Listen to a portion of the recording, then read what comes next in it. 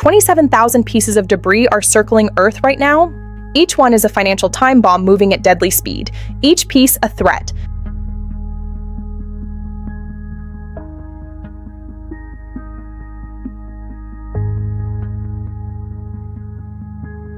The satellite industry makes billions every year, a battlefield filled with 60 years of wreckage.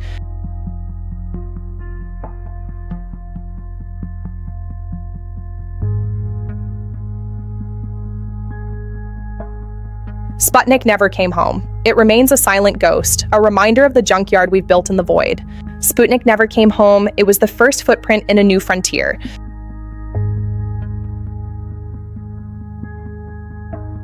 Since then, humanity has turned orbit into a junkyard. The debris is everywhere. One collision can create 10,000 new fragments, a lethal chain reaction. And every fragment becomes the next threat, a bullet in the dark.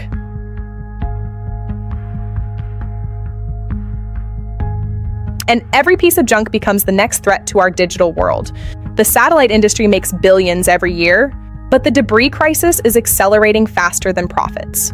The industry admitted regulation could hurt profits, a silent calculation, a total loss, stamped and sealed. Scientists call it the Kessler syndrome, a chain reaction that could make orbit unusable forever, the point of no return.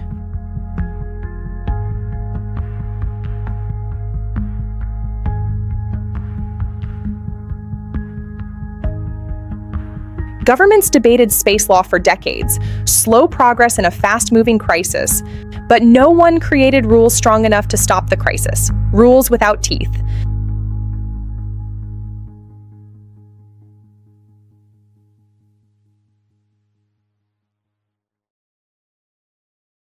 Half a million fragments are too small to track, passing unseen. But even 1 centimeter can destroy a satellite instantly. It's invisible death.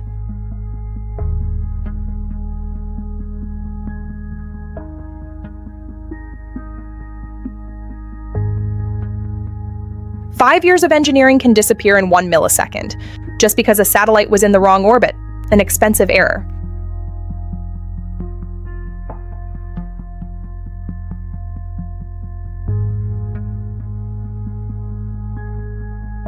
Insurance companies saw the danger first, a quiet calculation of risk.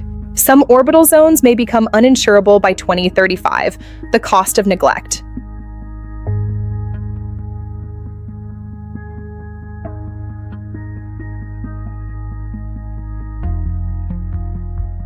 Starlink connected the world with thousands of satellites.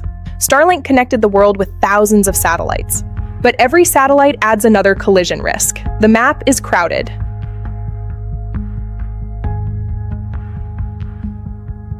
Banking, navigation, weather, emergency systems, they all rely on the signal. Modern life depends on satellites above us, a fragile dependence. Banking, navigation, weather, emergency systems, we depend on them all. Modern life depends on satellites above us, a silent, glowing network. Congress finally confronted orbital debris in 2022, a formal inquiry. The industry admitted regulation could hurt profits. The math of risk.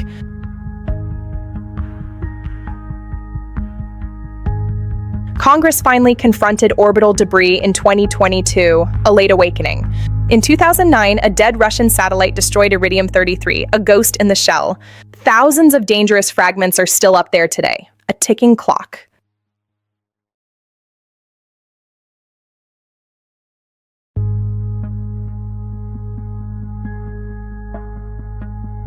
One destroyed satellite threatened dozens more. The silence was deafening, and nobody was ever held financially responsible. The loss was total.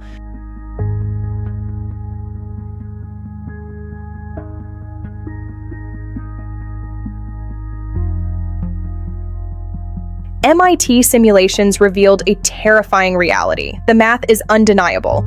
Some orbital zones may become unusable within 30 years. A countdown.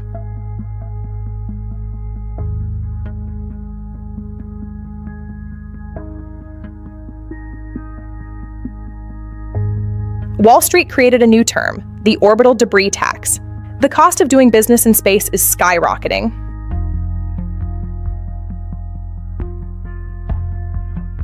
The backbone of our world is up there, and it's in trouble. One anti-satellite test created 3,000 debris fragments, a weaponization of orbit. And the world still lives with the consequences, a legacy of neglect. One anti-satellite test created 3,000 debris fragments, a political storm.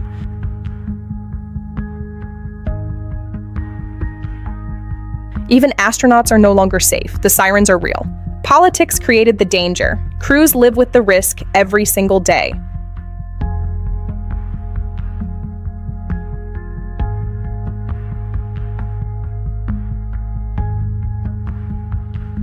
The graveyard above us grows larger every day, a golden cage. And the invoice for humanity's space addiction is finally arriving.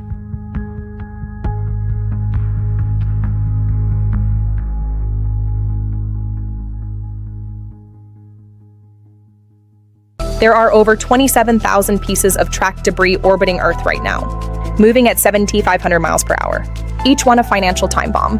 And nobody is paying for the damage yet. Every satellite launched today enters a battlefield filled with the wreckage of 60 years of human ambition. What goes up never fully comes down. And the bill is finally coming due. Sputnik launched in 1957 and never came home. Every mission since has left something behind. Dead rockets, broken panels, lost bolts. We built a junkyard 400 miles above our heads. One collision creates 10,000 new pieces of debris. Each fragment becomes a new threat. Cascading, multiplying, unstoppable. Tech companies never plan to become space infrastructure managers. The satellite industry generates $280 billion a year. MIT's Space Systems Laboratory ran the numbers. The debris is not slowing down. It is accelerating, and someone must pay.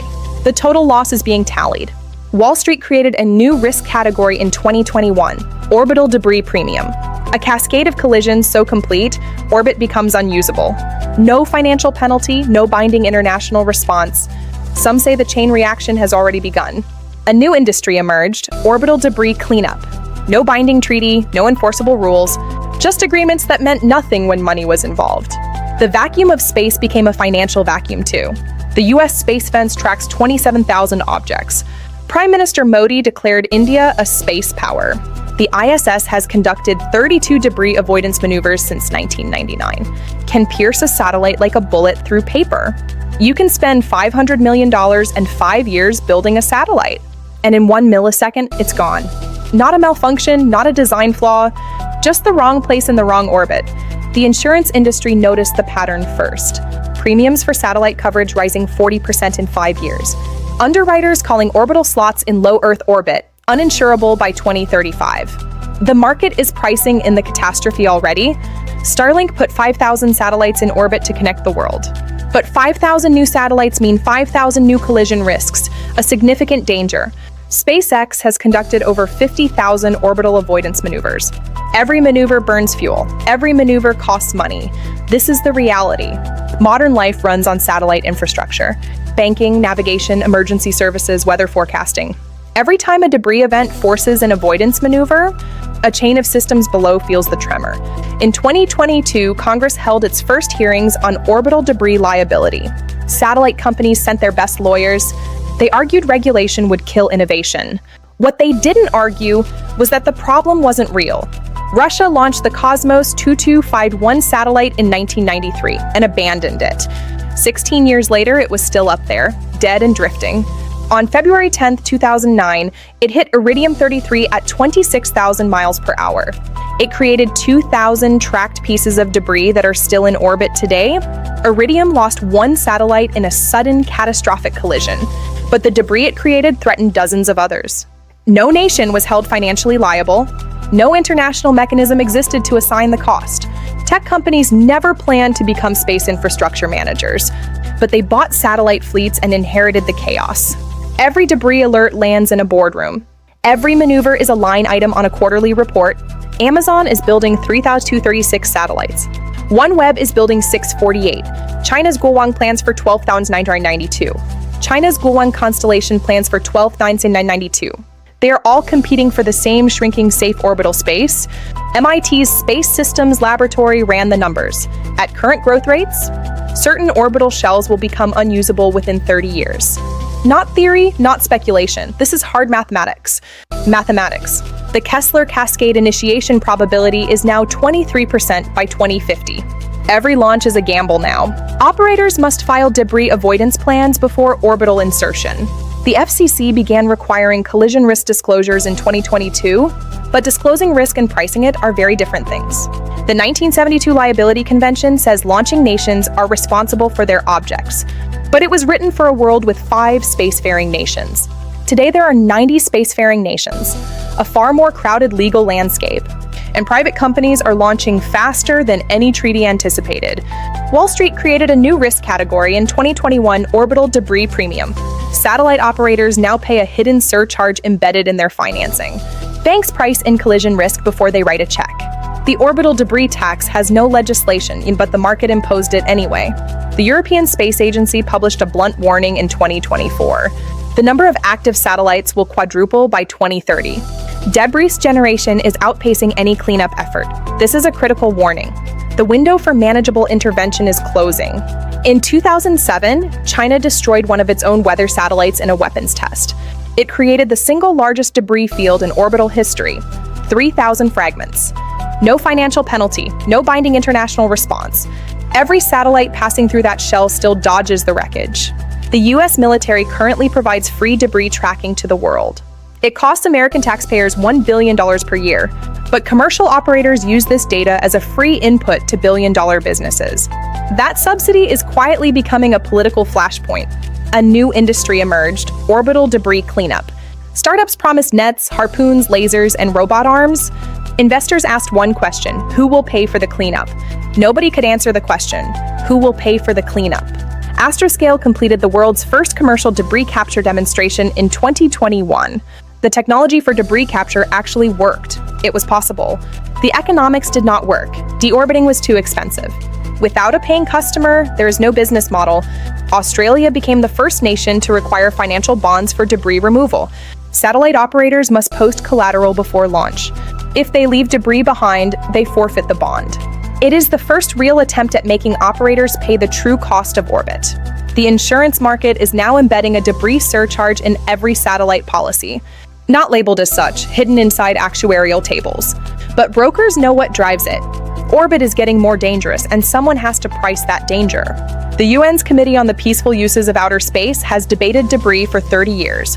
Voluntary guidelines were adopted in 2007. They remain voluntary. No binding international laws exist. Meanwhile, the debris population doubles every decade. India conducted its own ASAT test in 2019, Operation Shakti. Prime Minister Modi declared India a space power. But the debris cloud threatened the International Space Station.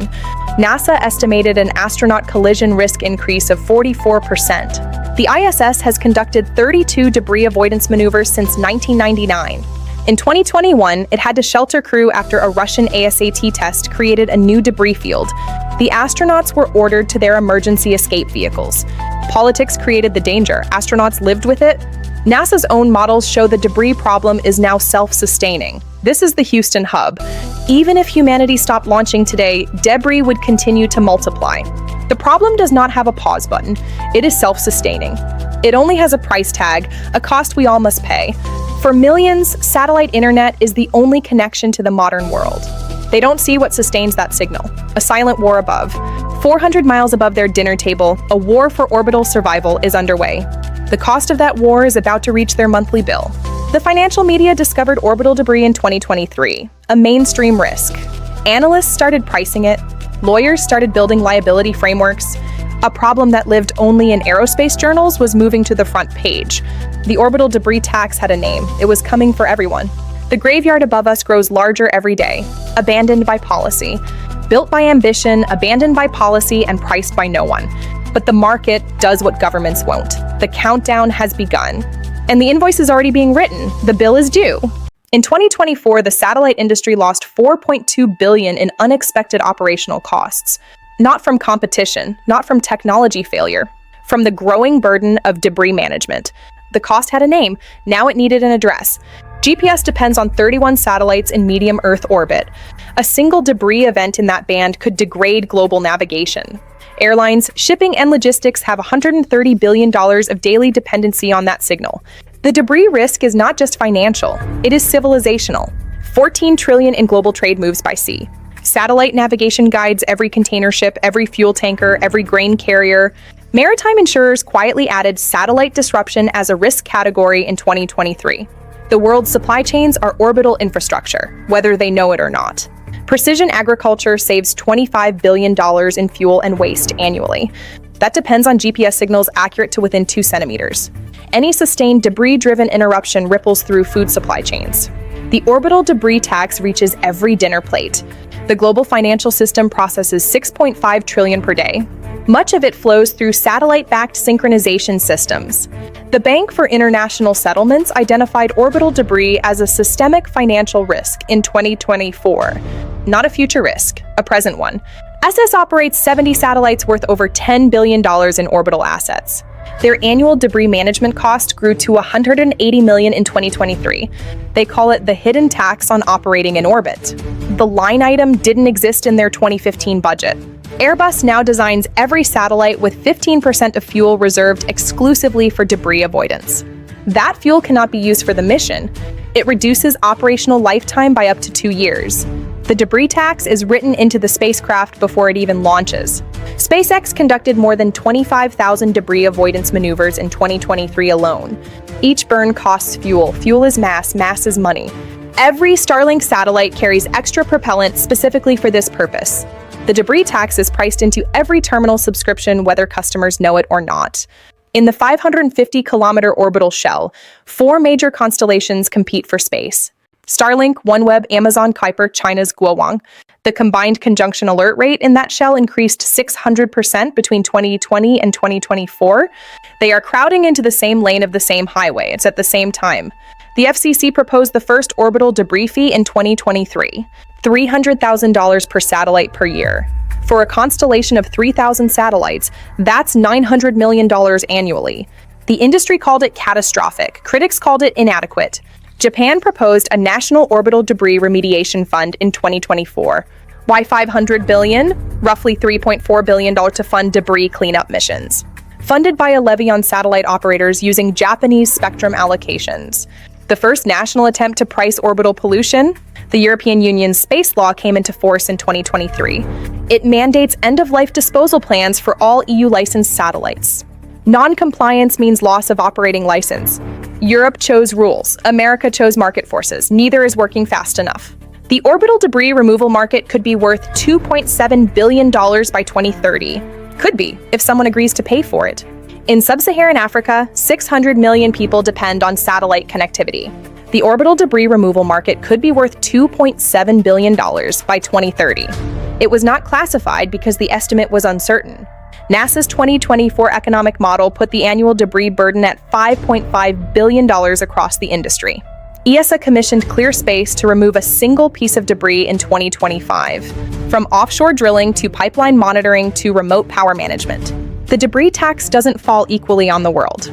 Nations that never launched a single rocket inherit the cost of others' neglect. In sub-Saharan Africa, 600 million people depend on satellite connectivity. They pay the debris price without ever having made the mess.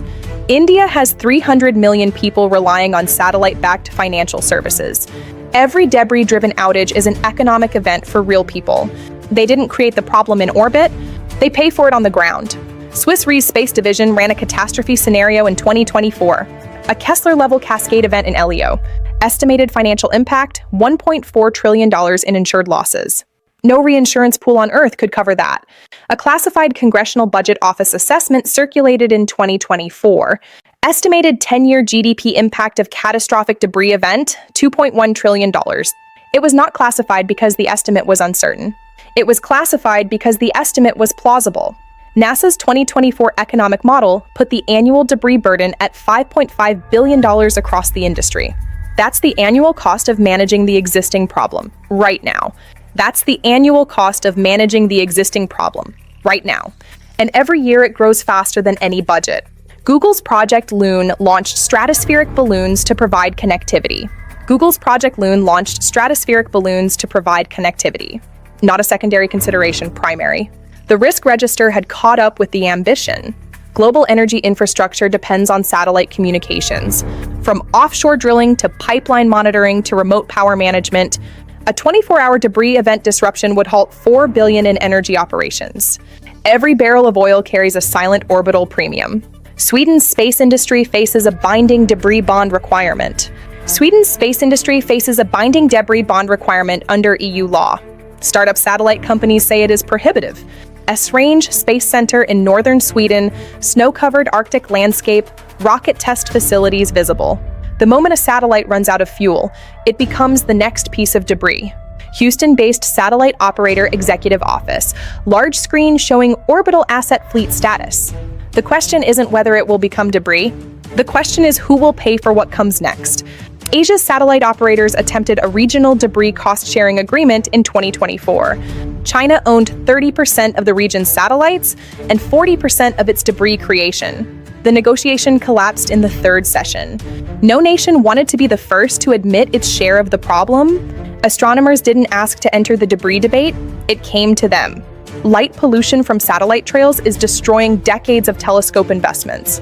The debris tax doesn't just cost satellite operators, it costs every field that depends on access to a clean sky. The U.S. Space Force issued a classified threat assessment in 2023. LEO debris saturation poses a direct risk to military satellite capabilities. GPS, surveillance, command and control, communications. All of them run through the same debris-choked orbital shell. DARPA has invested $400 million in orbital debris technology research. DARPA has invested $400 million in orbital debris technology research since 2015, because its military satellites are at risk. When defense gets involved, the budget conversation changes entirely. The World Economic Forum added orbital sustainability to its 2024 Global Risk Register. Number 14 on a list of planetary challenges. Above water scarcity in some assessments, the sky was officially a financial frontier problem. São Paulo, Brazil, financial district at night, South America's largest economy below. One camp, protect domestic launchers from debris costs. Another, align with international standards.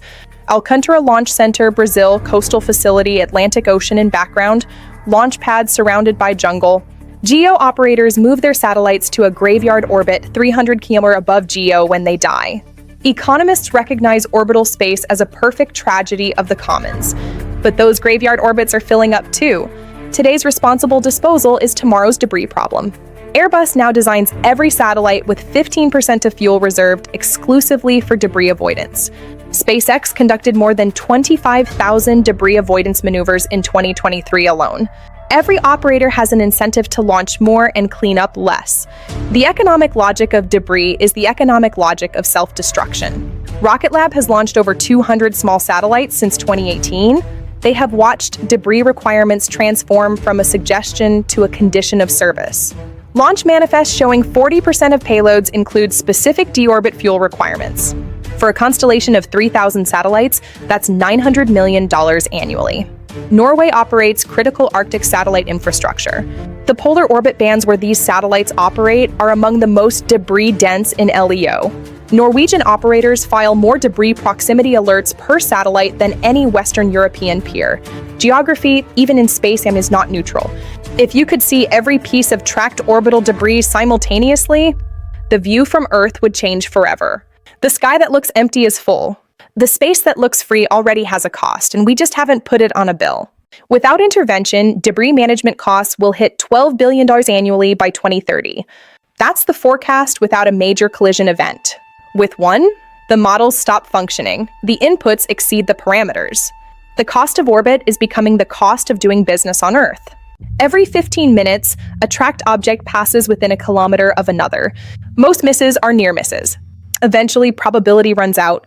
The next collision is not a question of if, only of when. In September 2021, China filed a formal diplomatic protest with the UN. Starlink satellites came dangerously close to the Chinese space station twice. Beijing accused SpaceX of reckless operations. Washington said nothing. The silence had a price. The China Starlink incident reached the United Nations. China demanded binding rules on satellite maneuvering and conjunction notification. The US blocked binding language. In the vacuum of agreement, debris continued to accumulate. Russia's GLONASS navigation system, GPS's rival, has 24 operational satellites. Russia created some of the most dangerous debris fields in LEO, yet Russian satellites now dodge Russian debris every week. The irony of the debris crisis is that its creators are also its victims.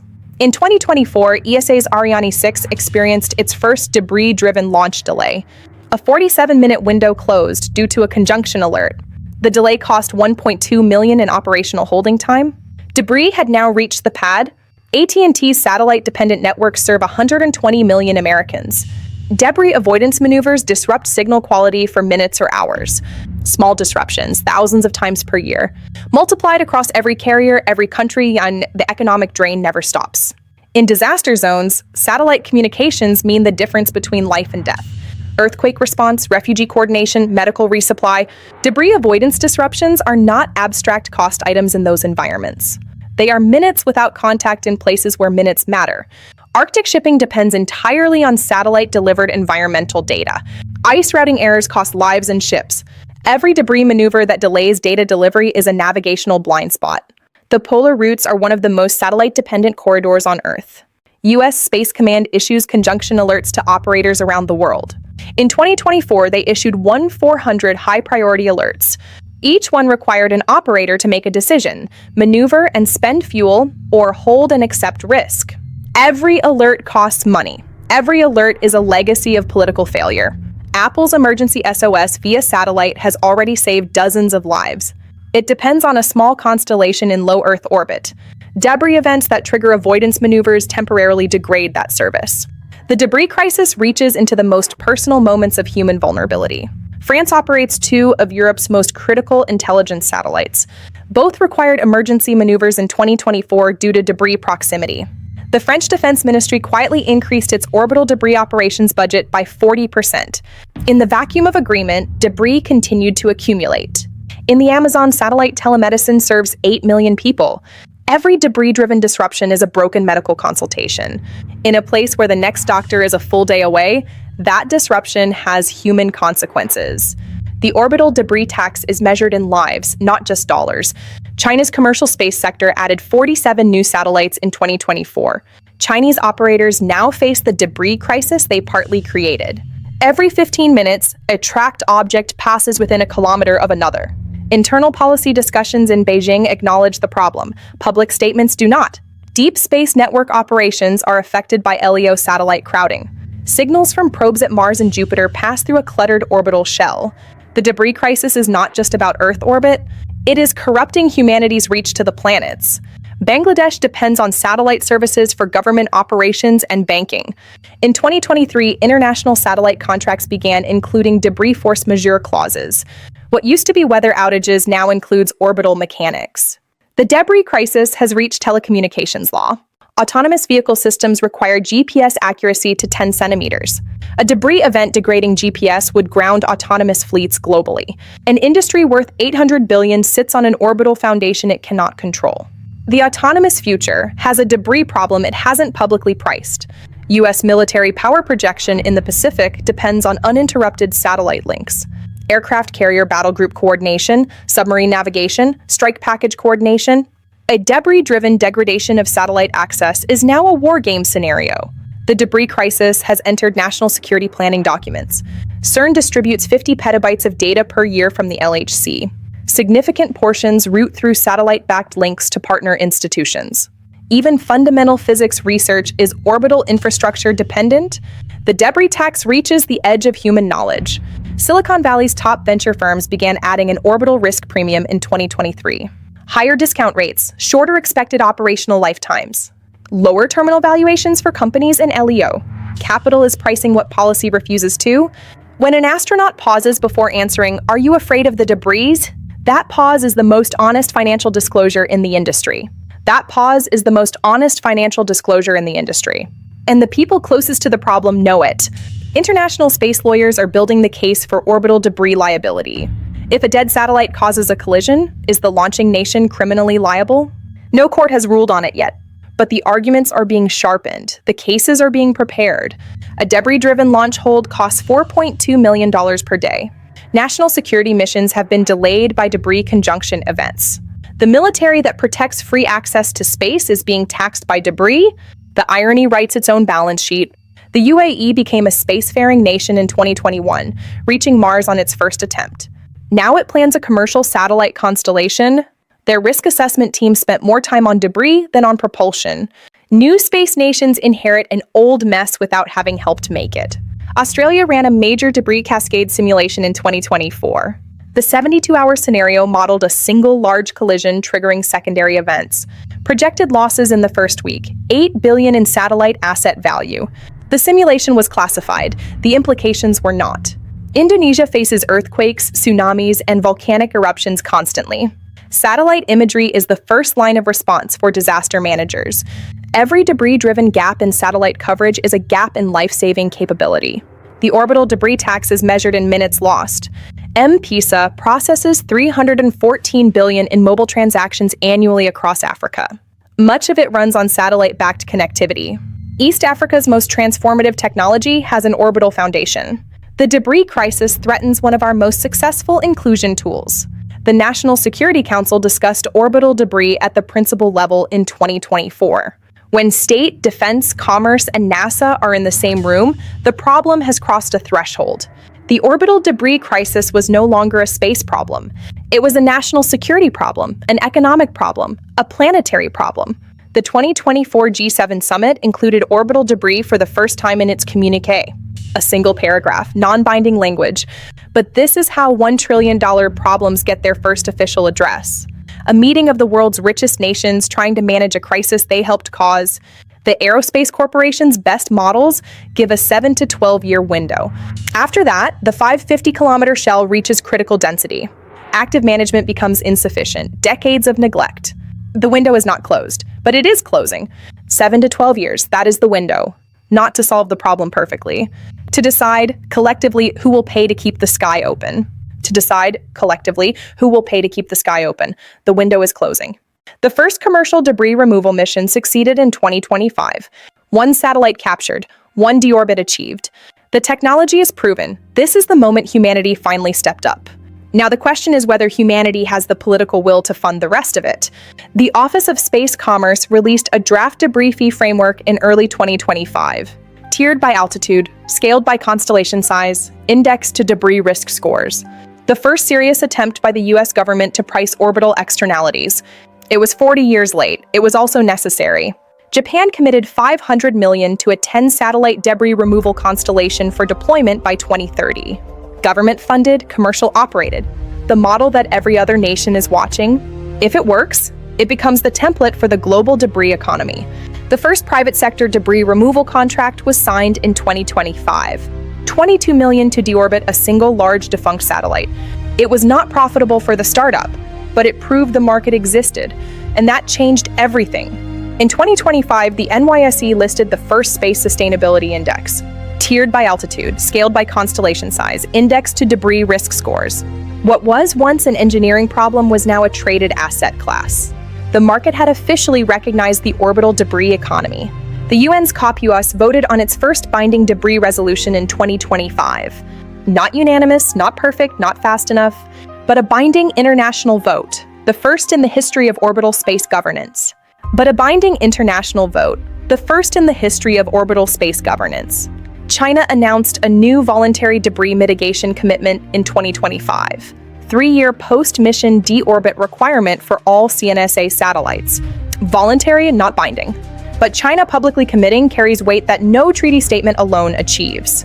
SpaceX agreed to a 5-year Starlink debris compliance plan in 2025. Accelerated deorbit, improved collision avoidance, full telemetry sharing with Space Command. The company that created the most debris-dense LEO constellation agreed to help manage what it had built. Pressure, regulation, and self-interest finally converged.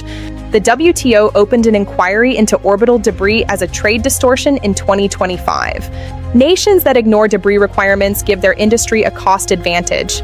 That advantage corrupts the market for responsible operators. Trade law may accomplish what space law could not. 5 proven debris removal technologies are ready for deployment today. Magnetic capture, harpoon tethers, ion beam shepherding, robotic arms, laser nudging. The technology gap is closed, only the financing gap remains. Singapore's sovereign wealth fund Temasek committed $2 billion to orbital debris remediation in 2025. the first institutional capital at this scale to enter debris cleanup. When sovereign wealth moves, infrastructure follows. The orbital debris economy had its first major institutional backer. Airbus adopted a zero-debris charter in 2025. Every future Airbus satellite designed for complete deorbit compliance. When the world's largest aerospace manufacturer changes its design philosophy, the industry follows because procurement follows. The U.S. Space Force authorized its first active debris removal mission in 2025. Target: the Cosmos 1408 debris cloud created by Russia's 2021 SAT test. The U.S. cleaning up Russian debris. Geopolitics dissolved by orbital physics and national security necessity. Astroscale's ELSA-M captured its second debris target in 2026. The company that couldn't find a business model in 2021 had signed 3 commercial contracts by 2026. No compliance, no launch. Slowly, imperfectly, but it had arrived. In 2026, 50 companies and 12 nations signed ESA's Zero Debris Charter. Not perfect, not comprehensive, not fast enough for the purists. But 50 companies committing to end-of-life disposal is a different market than 50 companies ignoring it. The culture of impunity in orbit was ending. Rocket Lab mandated debris compliance agreements for all 2026 launches. Every payload, every operator, every orbit. A commercial company had done what regulators were still debating. The Commercial Space Orbital Debris Accountability Act passed the Senate in 2026. Mandatory deorbit compliance, debris liability bonding, third-party removal fund contributions. The United States had a law, it was 40 years overdue. Brazil adopted the ESA Zero Debris standard for all new launches in 2026. Brazil adopted the ESA Zero Debris standard for all new launches in 2026. The largest emerging space economy aligned with the most demanding international standard. When emerging markets adopt the high standard, the race to the bottom ends. Brazil changed the calculus for the developing world's approach to orbit. India committed to removing its own ASAT test debris in 2026. The nation that created it would clean it up, a precedent without historical parallel. Responsibility had finally met capability in the same place. 67 nations had ratified the COP-US Orbital Debris Remediation Framework by mid-2026. 3 more nations are needed to reach the threshold for binding international law. The threshold for binding international law was within reach for the first time. Humanity was 3 signatures from making orbit a managed commons. Donald Kessler predicted orbital catastrophe in 1978. It took 48 years for the world to build a framework to prevent it.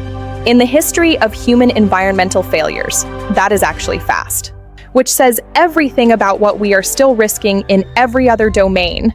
NASA awarded $1.2 billion in active debris removal contracts in 2026, the largest government investment in orbital cleanup in history. Small relative to the scale of the problem, but the signal was more important than the sum. The first active debris removal satellite was visible from the International Space Station in 2026. An astronaut watched it work. The same species that filled orbit with debris was now sending machines to collect it. The same intelligence that built the problem was beginning to solve it. ClearSpace 1 captured the Vespa debris object in March 2026, the first commercial spacecraft to remove a piece of confirmed orbital debris. The spacecraft and its capture burned up together over the Pacific. For the first time, the sky was slightly cleaner than it was the day before. 400 million, then 800 million, then 2 billion. The debris removal market wasn't theoretical anymore. It was a sector, with revenue, with customers, with a growth curve. Astroscale received funding for 10 simultaneous active debris removal vehicles. The debris removal industry had its anchor company. The ratio of active satellites to debris objects improved. Not perfect, not universal, not fast enough, but the principle had been established. The sky above all nations belongs to all nations. For the family on the Montana farm, nothing has changed yet. The signal is still strong. The connection is still there. They don't know how close the world came to losing it. They don't need to, and as long as someone was paying attention. It took 48 years for the world to build a framework to prevent it. In the history of human environmental failures, that is actually fast. Small relative to the scale of the problem. The first active debris removal satellite was visible from the International Space Station in 2026. The same intelligence that built the problem was beginning to solve it. The company that couldn't find buyers in 2021 couldn't build fast enough in 2026. Japan had bet on the orbital economy and won the first hand. ESA's 2026 Space Debris Report recorded a historic first. The COP-US Orbital Debris Remediation Framework entered binding international law in October 2026. 70 ratifications, 78% of the world's orbital mass. But binding, for the first time, genuinely binding. Not a perfect one, not a complete one. But for the first time, it is moving in the right direction. The sky belongs to science too, and science was getting a little of it back. It was also the most important trend reversal in the history of the space age. Every person who depends on satellite connectivity carried a share of it. The bill for that carelessness is being paid now, in dollars, in diplomacy, in engineering, and in time. The Orbital Debris Tax was never on any bill, but every satellite operator paid it. Every person who depends on satellite connectivity carried a share of it. But the sky is still open. The orbital commons can still be saved. The debris tax was real, the reckoning arrived, and for the first time, the payment has begun. Donald Kessler predicted orbital catastrophe in 1978. It took 48 years for the world to build a framework to prevent it. In the history of human environmental failures, that is actually fast. NASA awarded $1.2 billion in active debris removal contracts in 2026, the largest government investment in orbital cleanup in history. Small relative to the scale of the problem, but the signal was more important than the sum. The first active debris removal satellite was visible from the International Space Station in 2026. An astronaut watched it work. The same species that filled orbit with debris was now sending machines to collect it. India's first ASAT debris removal mission succeeded in early 2027. The Orbital Debris Remediation Fund received $4.7 billion in its first year. The gap between knowing and acting was 47 years. The cost was always real. The question was always only who would pay. The bill for that carelessness is being paid now, in dollars, in diplomacy, in engineering, and in time. The orbital debris tax was never on any bill, but every satellite operator paid it. Every person who depends on satellite connectivity carried a share of it. The sky above us is not empty, it is full of everything humanity ever launched and never fully brought home. But the sky is still open. The orbital commons can still be saved. The debris tax was real. The reckoning arrived, and for the first time, the payment has begun. Every insurance underwriter priced it. Every astronaut risked it. The orbital debris tax was never on any bill, but every satellite operator paid it. The framework entered binding international law in October 2026. The sky above us is not empty. It is full of everything humanity ever launched and never fully brought home. The bill for that carelessness is being paid now, in dollars, in diplomacy, in engineering, and in time. But the sky is still open. The orbital commons can still be saved. The debris tax was real. The reckoning arrived, and for the first time, the payment has begun. Nations that ignore debris requirements give their industry a cost advantage. That advantage corrupts the market for responsible operators. Trade law may accomplish what space law could not. China publicly committing carries weight that no treaty statement alone achieves. The same species that filled orbit with debris was now sending machines to collect it.